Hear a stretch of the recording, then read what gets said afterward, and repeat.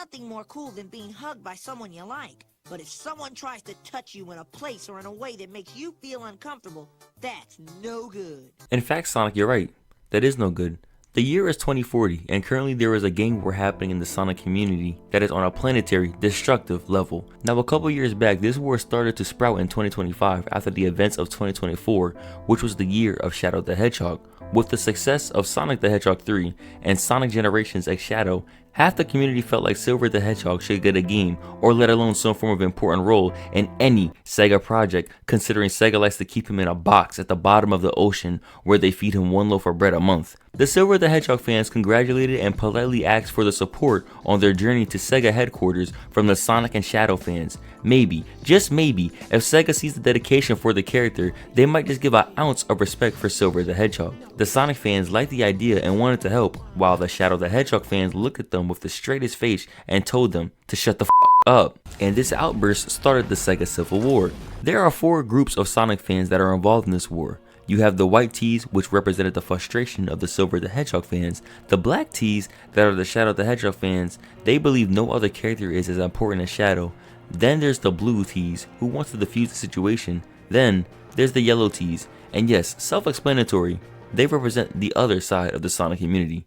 Rule 34. Also, the Silver fans destroyed the fast food chain known as Arby's because that John was actually garbage. Over the bloodshed in this battle, people disrespecting people's Tims, and the inflation of the economy, also the bankruptcy of all retail stores. As years go on for this battle, Sega uses this as fuel and feels as if they need to push out way more video games so this war can come to its end. With that being said, they wanted to take the best course of action and release games and movies they feel like fans would love to see. Projects like Sonic and the 7 Seas, Sonic and Amy Cooking Simulator, Shadow Rush, Sonic Riders 4, Apple Arcade, the latest game into the franchise, Big the Cat Takes a Nap with Shadow DLC. Also, there's movies like Sonic the Hedgehog 4, Sonic the Hedgehog 5, Babylon Rogues, and a Paramount Plus series about Charmy the Bee. However, this was not received well from the Silver the Hedgehog fans, so they started destroying all Sega locations marked on the map, all except one, which was Sega Japan headquarters.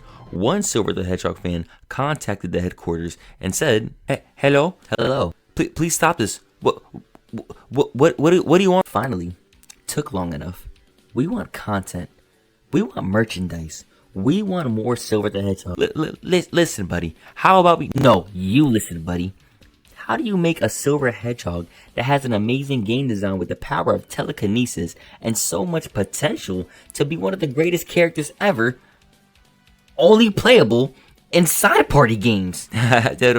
Well, funny story. There's actually a good explanation for that. You see, you have 2 weeks, okay?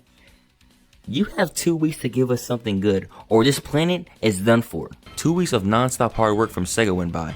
Sega shipped the Silver the Hedgehog community a box of Silver content. On top of the box, it said, "Thanks for the wait." They opened the box, and inside was a Silver the Hedgehog plushie and a Silver the Hedgehog gun wrap pack DLC for the remaster of Shadow the Hedgehog the game on the PlayStation 7. With this